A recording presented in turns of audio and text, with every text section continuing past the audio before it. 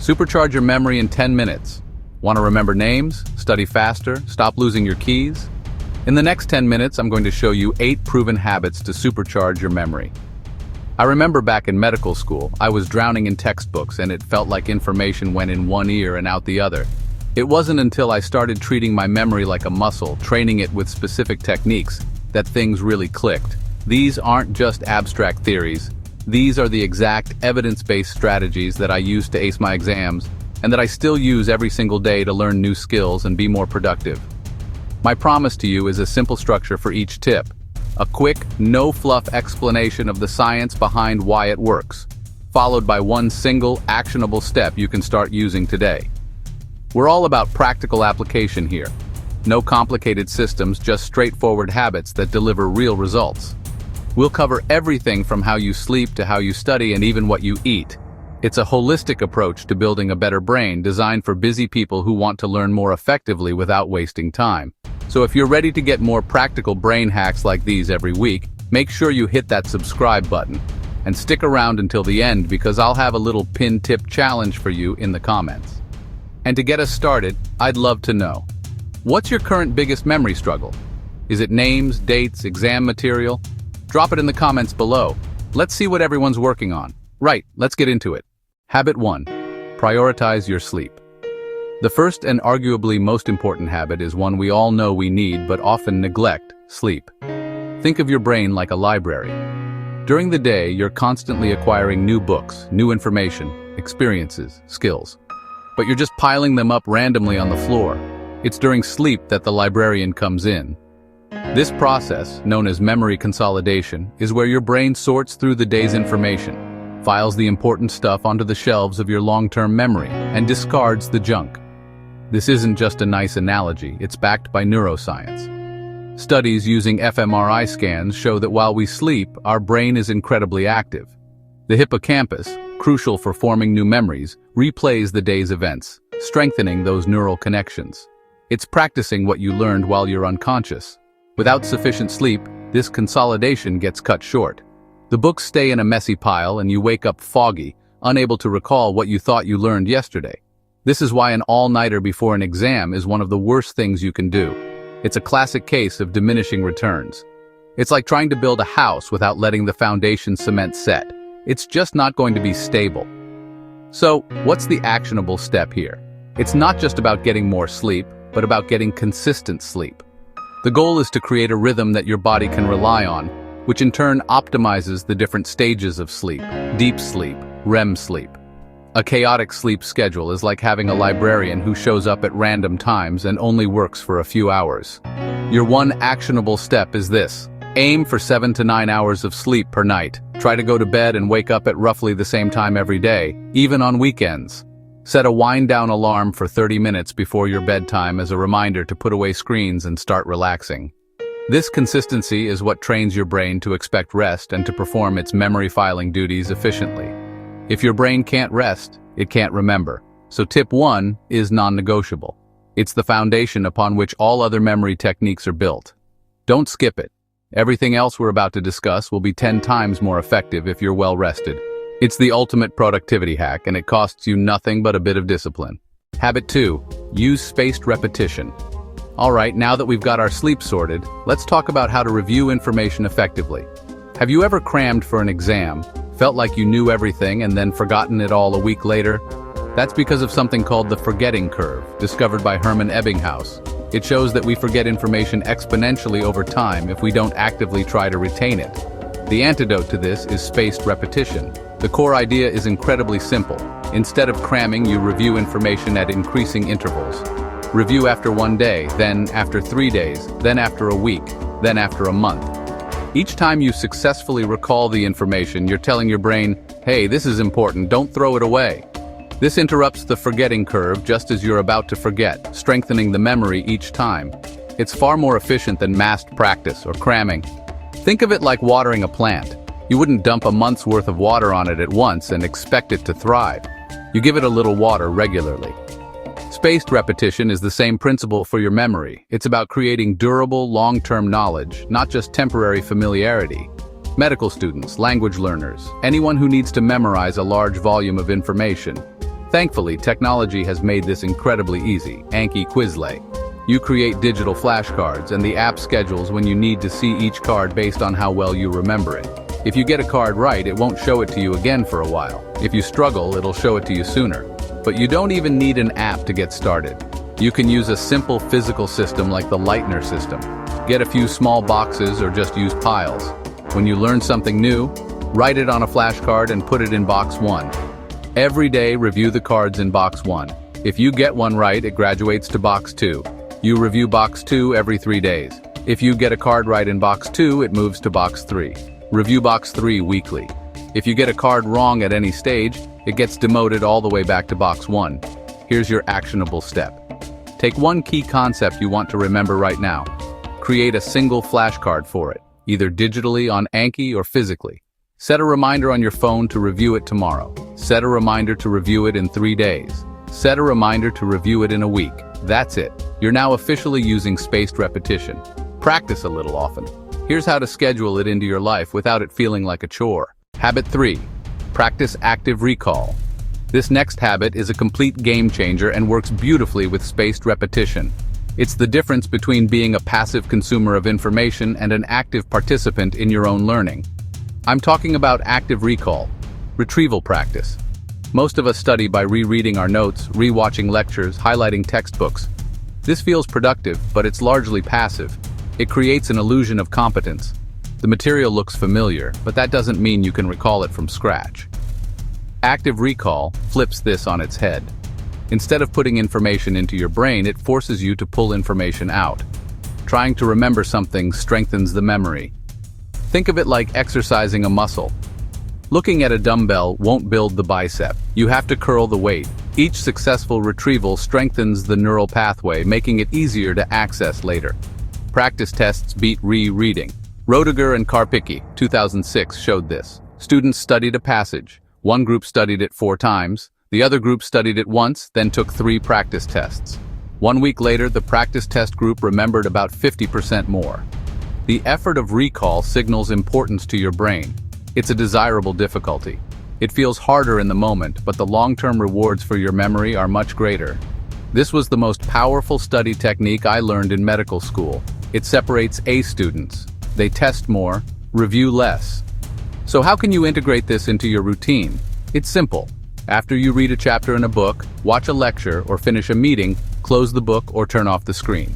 Take out a blank piece of paper or open a blank document and write down everything you can remember. This is the Feynman technique in action. You're forcing your brain to retrieve the key ideas without any cues. Actionable, next study session. Close the book and recite key points out loud as if explaining to a friend. Or grab a piece of paper and spend 2 minutes writing a summary from memory. That retrieval beats another 30 minutes of rereading. Don't reread, retrieve.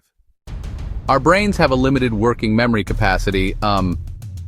George Miller's famous paper suggested we can hold about 7 ± 2 pieces of information at any one time. Trying to memorize a long string of random numbers or a complex list is incredibly difficult because it overloads this system. This is where the habit of chunking and using mnemonics comes in. It's a way to hack our working memory limits. Chunking is the process of grouping individual pieces of information into larger, more meaningful units. A classic example is a phone number. You don't remember it as a single string of 10 digits like 917-555-8239. You chunk it into 3 groups, 917-555-8239. You've taken 10 items and reduced them to 3 manageable chunks. This simple trick makes the information far easier to hold in your mind and transfer to long-term memory. You can apply this to anything. When studying a complex biological process, you can group the steps into phases. When learning a new guitar chord progression, you can group the chords into musical phrases. By finding patterns and creating these logical groups, you're essentially compressing the data. You're making the information more efficient for your brain to process, which frees up mental bandwidth. Mnemonics are a related concept. They are memory aids that help you link new information to information you already know. These can be acronyms like Roy G. Bivy for the colors of the rainbow, or acrostics like my very educated mother just served us noodles for the planets. They work by creating a more elaborate and often visual or auditory hook for the information, making it stickier and easier to retrieve. One of the most powerful mnemonic techniques is the method of loci, or the memory palace. This is what those memory champions on TV use. You associate items you want to remember with specific locations along a familiar route, like the rooms in your house. To remember a shopping list, you might vividly imagine a giant loaf of bread blocking your front door, milk flooding the hallway, and eggs smashed all over your sofa. Let's say you want to remember the Great Lakes in order from west to east: Superior, Michigan, Huron, Erie, Ontario. Just remember the sentence: Superman helps everyone. It's simple, a little bit silly, and far more memorable than the list of names on its own. Your actionable step is to create one simple acronym for a list you need to remember for work or study this week. Group to remember more with less effort. So far, we've focused on techniques and strategies, but we can't ignore the biological hardware, your brain itself. What you eat and drink directly impacts cognitive function and memory. Your brain is energy hungry. It uses about 20% of your body's calories. It needs the right fuel to operate at its peak. Think of it like a high-performance car. Low-grade fuel won't cut it. Certain nutrients are crucial for brain health. Omega-3 fatty acids, salmon, flax seeds, walnuts. Omega-3s help build and repair brain cells and support memory. B vitamins are vital. B6, B9, folate. B12. Diets high in refined sugars and processed foods can hurt memory. High sugar intake has been linked to inflammation and can impair the hippocampus, our key memory center. Small, consistent changes add up. Hydration matters. Even mild dehydration can cause your brain tissue to shrink, leading to fatigue and brain fog. Your brain is about 75% water. Dehydration makes encoding and recall less efficient. So, here's an actionable two-part daily habit. First, start your day with a large glass of water. Keep a water bottle on your desk and sip throughout the day. Aim for around 2 to 3 liters, depending on activity. Don't wait until you're thirsty. By then, you're already dehydrated. Second, make one small nutritional upgrade this week. Swap a sugary snack for a handful of walnuts. Add leafy greens like spinach to your dinner. They're rich in folate. Add flax seeds to your breakfast, like oatmeal. Have salmon once a week. Build the habit, not perfection. A healthy brain is a brain that remembers. We often think of exercise as something for our physical health, for our heart, lungs, muscles. But neuroscience shows movement strongly supports brain health and memory. Moving your body makes your brain more receptive to learning and retaining information. Exercise has both acute and long-term benefits. In the short term, a brief walk boosts blood flow to the brain. That can immediately improve focus, creativity, problem solving. Studies have shown that students who exercise before a study session or an exam perform better. It's like a reset button, clearing mental cobwebs. Long-term, regular activity releases growth factors, especially BDNF. BDNF, miracle grow for the brain. It helps existing neurons survive and encourages growth of new neurons and synapses, especially helping the hippocampus. Exercise also reduces inflammation and reduces insulin resistance. It improves mood, improves sleep, and lowers stress and anxiety. So exercise fights memory enemies on multiple fronts. It's a holistic way to optimize memory formation and storage. You don't need to be a marathoner. Consistency is the key. Research points to moderate intensity aerobic exercise, anything that raises your heart rate and breathing, brisk walking, jogging, cycling, swimming. Make it routine like brushing your teeth. Actionable step. Schedule it in. Don't just hope you'll find time for it. Block 20 to 30 minutes of moderate cardio 3 to 5 times a week. If that's too much, start smaller. This week, try a brisk 15-minute walk each day. Walk during your lunch break or while listening to a podcast. Move to improve memory. Your brain will thank you for it. In our hyper-distracted world, our attention is constantly being pulled in a million different directions. This constant partial attention is terrible for memory. Attention is the gateway to memory. If you're not paying full attention, you can't encode it. It's like trying to take a clear photograph with a camera that's constantly out of focus. Mindfulness and meditation fix this. Mindfulness = paying attention on purpose now, without judgment. It's not about stopping thoughts. It's about training your ability to control focus, like going to the gym for your attention muscle, the prefrontal cortex. Neuroimaging shows meditation changes brain structure and function. Side-by-side fMRI, non-meditator versus meditator. Increases gray matter in the hippocampus, increases gray matter in the prefrontal cortex, calms the amygdala, the brain's fear center, reduces stress, reduces emotional reactivity. Training attention helps you filter distractions. When you sit down to study, you can focus fully. When you listen to someone speak, you can focus fully. That leads to deeper encoding and consolidation into long-term memory. Stronger attention, stronger memory. You don't need an hour, a few minutes helps. Build the habit of noticing wandering attention and gently returning it. Actionable step: before your next study session, set a 5-minute timer. Before an important meeting, set a 5-minute timer. Close your eyes and focus on the physical sensation of breath.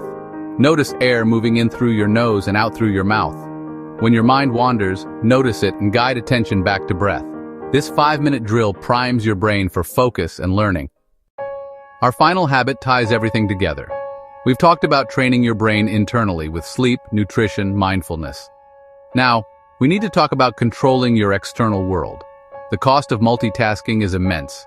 Every time you switch, from writing a report to checking an email to glancing at your phone, you incur a context-switching penalty. It takes your brain time and energy to disengage and re-engage. This constant switching fragments your attention and devastates memory. You might think you're being productive juggling 5 things, but actually, you're doing 5 things poorly. You're never giving any task deep, unbroken focus. Your memory's workspace, your attention, is being trashed. Become a ruthless protector of your focus. Design your environment and schedule for single tasking. Create a sanctuary for uninterrupted work. Use systems, not willpower. Try time blocking or the Pomodoro technique. Work in focused blocks, typically 25 to 50 minutes. Then take a short break. During focus blocks, no email, no social media, no quick phone checks. Your only job is the one task. The physical environment matters.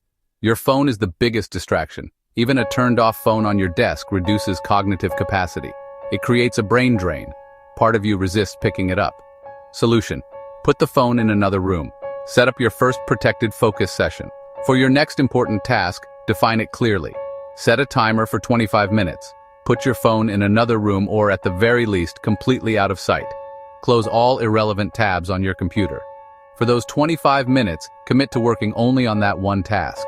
When the timer goes off, take a 5-minute break. Protect your attention. It's your memory's workspace. So there you have it. 8 evidence-based habits to build a formidable memory. Quick recap montage of icons for each habit. Optimizing your sleep, spaced repetition, active recall, chunking information, fueling your brain, moving your body, training your attention with mindfulness, protecting your focus. Remember, the goal isn't to implement all of these perfectly overnight. That's a recipe for overwhelm. The key is to start small. Pick just one habit that resonated with you most and focus on integrating it into your life this week. If you found even just one useful tip, hit that subscribe button for more weekly brain and productivity hacks. Give this video a like to help it reach more people. Maybe share it with a friend who's always forgetting things. I'm going to pin a comment that says, "My favorite tip was blank, reply with yours." I'd love to see which one was the most helpful for you all. Before you go, let me know in the comments which specific habit you are going to try this week. Is it the 5-minute meditation before studying, putting your phone in another room, or maybe trying out Anki for the first time? Declaring your intention is a powerful first step. Thanks so much for watching. I really appreciate your time and attention. See you in the next one. Train your brain, one habit at a time.